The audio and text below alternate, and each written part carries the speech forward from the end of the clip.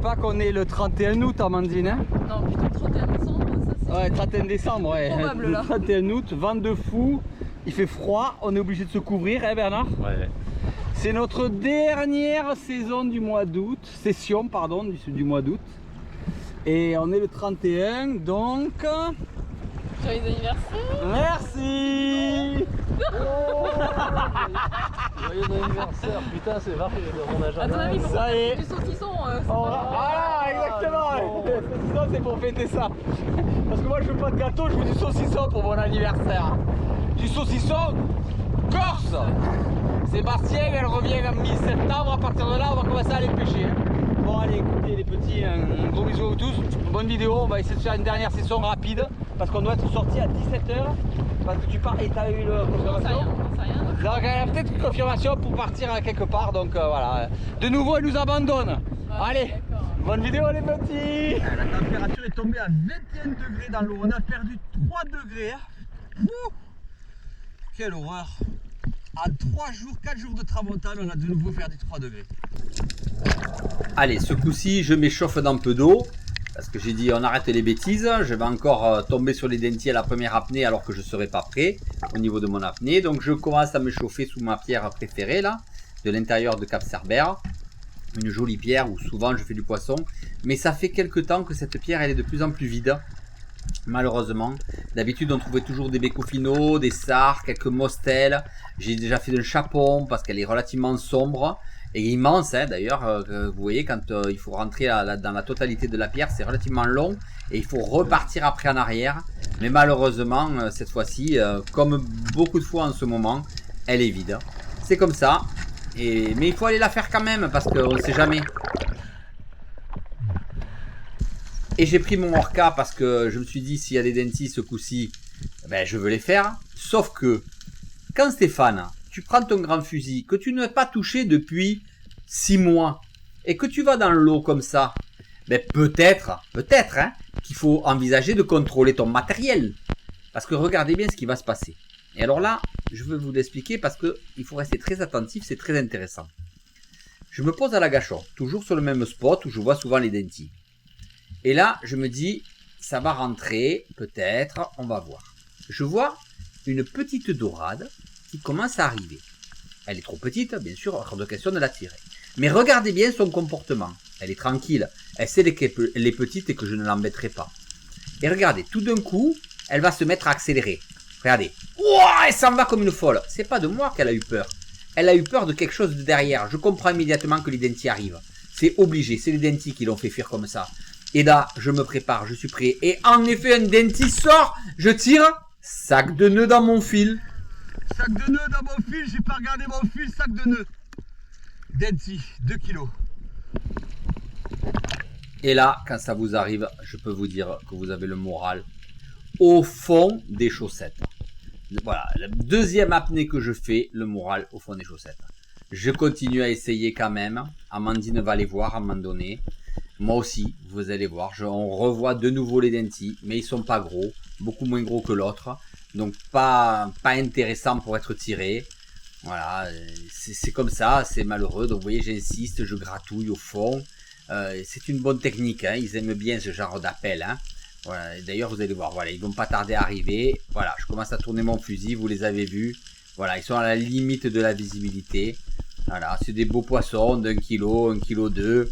Donc on ne les tirera pas et de toute façon pour moi ils ne sont pas rentrés. Donc même si j'avais voulu les tirer, j'aurais pas pu. Et le banc est gros, hein. Je sais pas si vous voyez, mais il y a au moins 10 ou 20 individus. Hein.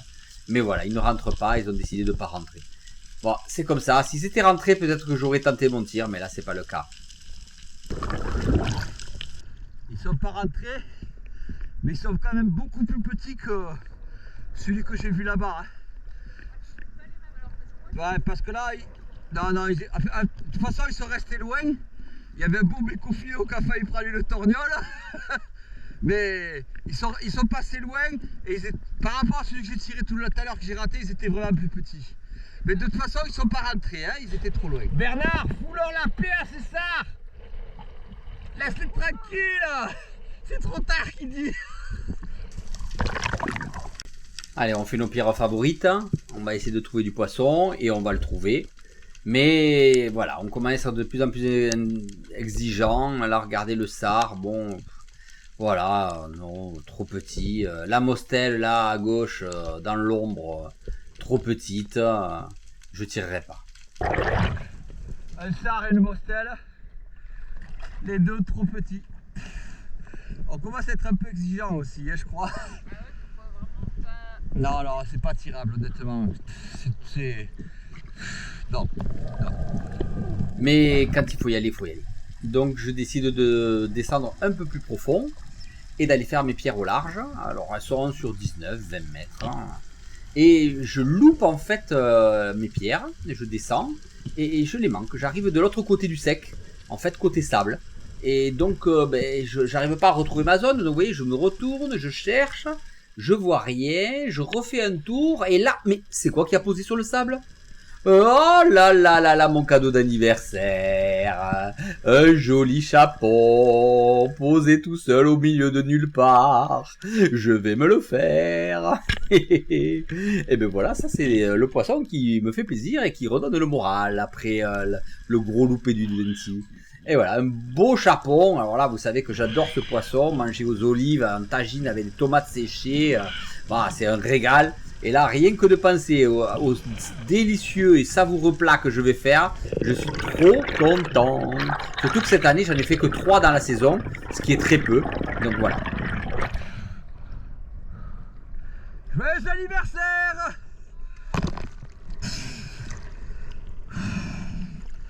Ouf.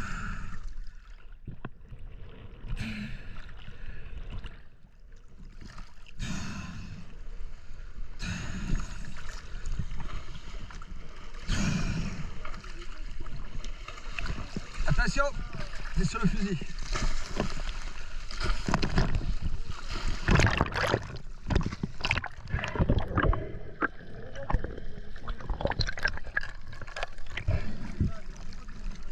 Par la bouche, tu vois?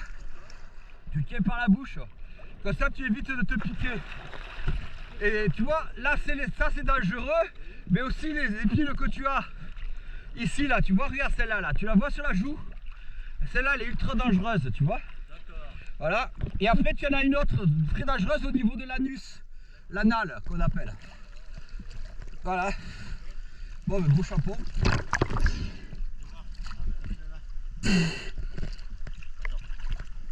Par la bouche, hein. Voilà.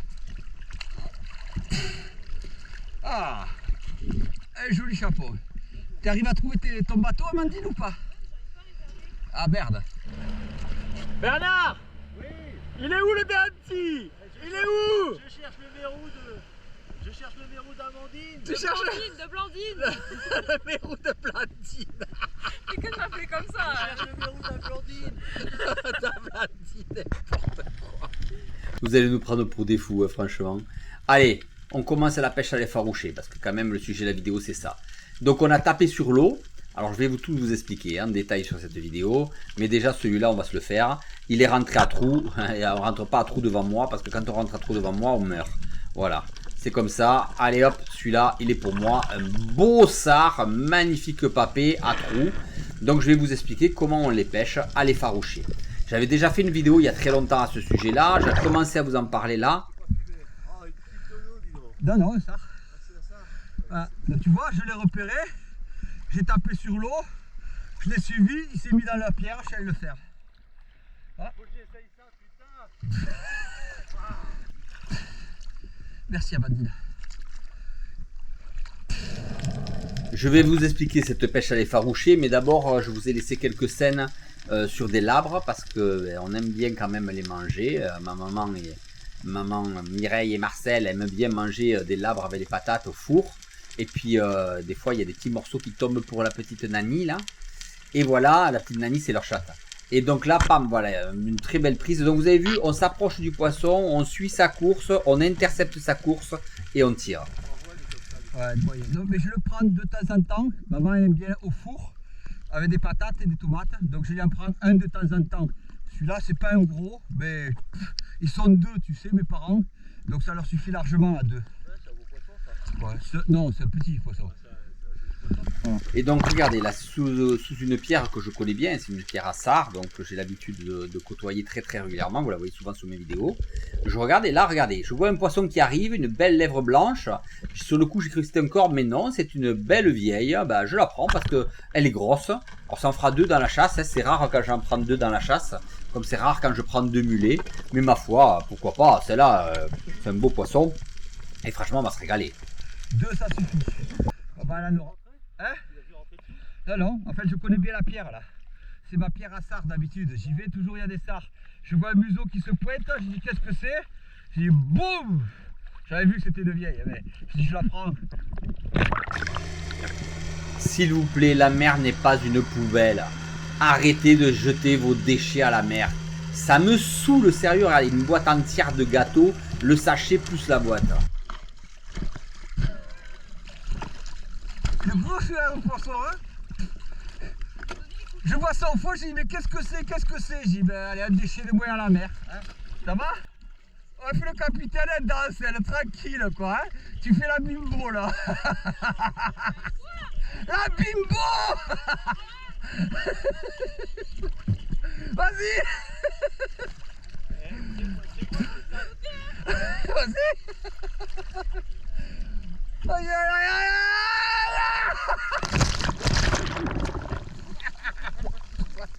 N'importe quoi. Tu es bien gelé là, son temps. Eh, l'eau est glacée. Heureusement que je palme et que je tape sur l'eau, sinon je serais gelé. Hein. Allez, on va passer à la technique d'effaroucher et on va vous l'expliquer. Donc, vous mettez votre main en cloche. Il faut qu'elle forme une sorte de coque, comme une coque. Et vous tapez sur l'eau. En fait, l'air qui est emprisonné quand vous tapez sur l'eau dans votre main crée une onde de choc qui va se répandre dans l'eau à toute vitesse et qui va perturber le poisson et l'immobiliser pendant que votre partenaire va le chasser. Un point important, c'est votre partenaire qui est à côté de vous. Vous devez déterminer qui est le leader. Le leader, c'est celui qui tape et l'autre, c'est celui qui tire. Et on change et régulièrement. Et surtout, là, il y avait des mulets encore à trous, mais bon, je ne les tirerai pas parce que, comme je vous dis, j'en ai déjà fait un. Et donc, en fait, vous choisissez quel est le leader et vous devez taper. Voilà. Il y avait des mulets, des sards partout dedans. Il y en a fait. On va la marquer. Donc, une fois que vous avez déterminé qui est le leader, qui est le tireur, le leader tape sur l'eau et quand le sard rentre à trou ou s'immobilise, pardon, entre d'une faille, près d'un Posidonie, eh bien, le partenaire descend. Et le leader reste en surface, parce que si le poisson venait à ressortir de la pierre, il doit à nouveau se mettre à taper. Donc là, j'avais tapé, le poisson était immobilisé dans la pierre, Amandine est descendue, et automatiquement, eh bien, le poisson était à trou. C'est une très bonne technique. Il faut se mettre sur un fond de 0 à 10 mètres. Si vous êtes trop au bord, ils vont fuir. À 10 mètres, ils sont plus tranquilles, plus sages, plus calmes et ils vont pouvoir aller se mettre à trou parce qu'ils auront plus de sérénité. Et voilà un beau sard fait par Amandine. Valable à complète. Très chouette. Voilà. Et tu as vu, j'ai pas tapé. Hein. Je voyais pas. Et je l'ai vu en même temps que toi en fait. J'étais avec d'autres sards. Voilà, exactement. Pareil du groupe. Il s'est séparé, voilà. Là, tu vis tous les deux. Et là, il est rentré sous la pierre. Je t'ai fait signe. J'ai pas eu besoin de taper sur l'eau pour pouvoir le faire rentrer à trou. Et elle l'a fait. Parfait. Très belle action. En plus, c'est une belle action. Ah ouais, parfait, parfait. Là, j'étais bloqué. Oh. J'ai vu ça, mais tu l'as bien sorti direct, c'est bien. Mais tu l'as fait ou c'est parti? Non, je l'ai fait. Parce que dans ta pierre, quand tu as tiré, il y a le gros qui est sorti et il est allé se mettre là-dedans. Et tu l'as fait, t'es sûr? Allez, Bernard en a fait un. Il est bien coincé au fond et j'ai l'impression qu'il est pris par le bout de la queue. Alors je me méfie. J'ai peur que ça se passe mal. Tu l'as attrapé par le bout de la queue? Et ben, c'est comme ça qu'il faut les attraper. Ouais. Amandine, il faut que tu le doubles.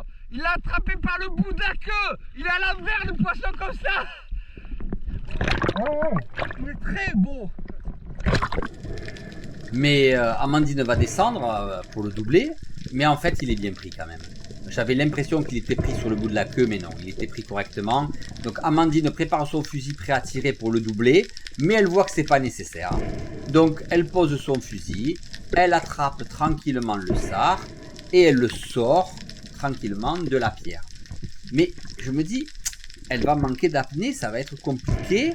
Elle va pas y arriver, elle va pas réussir à le tuer sur place. Et oui, c'est obligé. Alors je descends et j'anticipe. Et ça loupe pas. Elle regarde comment il est, elle remonte. Donc travail d'équipe. Je suis déjà au fond avec mon couteau prêt à le tuer pour que le poisson ne souffre pas et surtout pour qu'on ne le perde pas. Vous voyez, il était tiré quand même très très bas. Et une fois qu'il est tué, et bien voilà, je peux tranquillement sortir le poisson de sa flèche. Voilà, comme je suis suffisamment calme et que j'ai suffisamment d'apnée, je vais pouvoir sortir le poisson de la flèche en le faisant tourner autour de l'ardillon. C'est un beau sard, hein, c'est vraiment un très beau sard. Hein. Et je le remonte. Et Amandine va redescendre, vous voyez, elle va récupérer le fusil pendant que je ramène le poisson à Bernard. Et les touristes nous regardent ébahis. Hein. Salut les petits. Hein? Yes. Et tu sais que c'est moi qui te l'ai mis à trou en tapant sur l'eau. Et il y en a un deuxième qui est bloqué au fusil. Et tu vois, je les vois.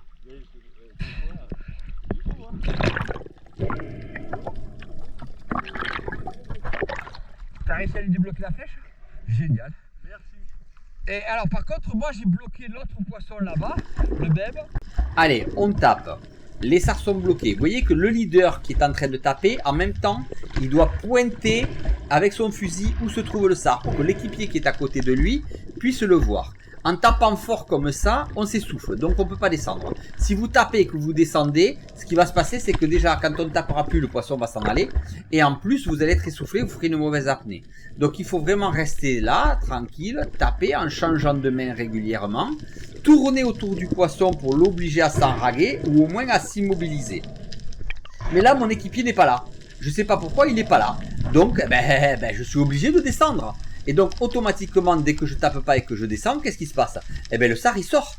Il sort de la pierre. Il dit, non, mais il n'y a plus de problème, je sors. Et donc, là, il faut arriver à le prendre à la volée. Donc, ça, c'est très difficile. On entend mon équipier qui tape là-bas au fond, mais en fait, il est sur d'autres sards plus loin. Bon, j'ai réussi à le prendre, c'est ça qui compte.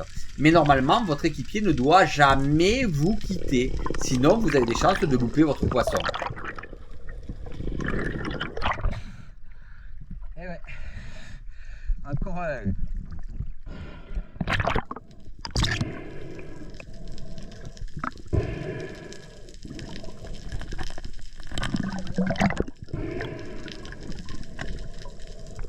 Et ouais les gars, on va prendre à pêcher. Ouais, mais moi oui. Allez à la tienne Amandine là. Eh, tu vois, ça c'est ultra formateur comme type de pêche. Ouais. Voilà. Mais j'ai pas dit que j'aimais pas cette pêche. Hein. Mais il faut que tu l'aimes. Il faut que tu l'aimes. Et surtout on va bouffer du sard. Parce que, hey, qui fait des pêches comme ça de sard ici là? Les trois quarts ils savent même pas pêcher là. C'est vrai qu'il y a beaucoup de gens qui critiquent sur les réseaux sociaux notre matériel, mais il faudrait mieux de prendre des cours de chasse. Hein. Bon, passons. Je dirais rien. Allez, je continue à taper. Bernard, il continue à tourner, à chercher son poisson. Et regardez, il passe au-dessus de la pierre sans avoir vu où est rentré le poisson. Il ne sait pas où il est. Donc là, je comprends très vite que ça va être un problème. Il ne faut pas que je m'arrête de taper. Il est passé au-dessus de la pierre, c'est trop tard. Mais si je descends, je vais m'épuiser. Donc il va falloir que je lui passe le lead. C'est-à-dire que je lui dis, voilà, viens me voir, viens. À toi, tape, voilà, exactement, c'est ça. C'est à lui de taper maintenant. C'est à lui à prendre le lead. Il doit taper, il récupère le fusil. Et maintenant que lui, il tape, c'est à moi à descendre. Et là, je vais trouver le poisson. C'est parce que moi, j'ai vu, quand j'ai tapé, où le poisson est rentré. Il fallait qu'il prenne le lead pour que moi, je puisse enfin être autonome pour me ventiler et descendre. J'ouvre mon angle de vision dans la pierre, ça loupe pas, je vois le poisson et je le fais. Donc à tous ceux qui critiquent le matériel sur Facebook là, je citerai pas de nom. Hein. Avant de critiquer, apprenez à pêcher les petits. Voilà, ça c'était un petit message subliminal. Et encore un gros sard. C'est trop fort, putain. Hein?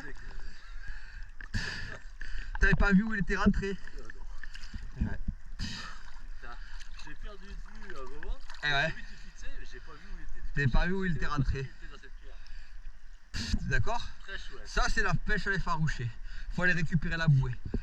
Pendant que tu vas voir, touche sur tes poissons. Je vais te regarder. Non mais le problème c'est pas ça, c'est que quand je tape, je peux pas plonger. C'est-à-dire qu'il faut que tu prennes le lead sur la frappe sur l'eau pour que je puisse me ventiler et descendre. Parce que si je suis le poisson en palmant et que je tape en même temps que je descends, c'est infaisable. Mais tu précises Ah ok, ça marche. Hein. Moi, ce qu'il faut, c'est qu'on fasse attention qu'il y a un moment ou un autre, je vais les voir et tout ça. Parfois, quand le leader tape, le poisson ne se met pas à trou. Il va rester à l'extérieur ou il va sortir du trou. Il faut toujours que le leader pointe la zone avec son fusil. Là, Bernard ne l'a pas vu rentrer. Il sait pas où il est. Donc je lui dis, prends le lead, voilà, tape. Donc c'est lui qui se met à taper. Et au moment où c'est lui qui se met à taper, c'est moi qui dois me ventiler pour reprendre un peu d'oxygène afin de descendre. On est quand même sur 10-12 mètres là, hein, donc c'est pas négligeable. Et voilà, et là, je suis ventilé. Et maintenant que je me suis ventilé, je peux descendre.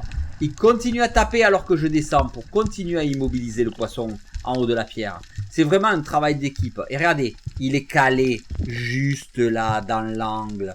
Il est même pas à trou. Il est tétanisé à ras de la roche. Regardez, il va sortir et je le prends au moment où il sort. D'accord? Ça, c'est une très très belle action. Très belle action de chasse à l'effaroucher. Parfaitement bien exécutée par moi et Bernard. Ah, il est pas gros, mais ça fait un de plus tard, il est sorti, ouais. Je l'ai tapé quand il est sorti.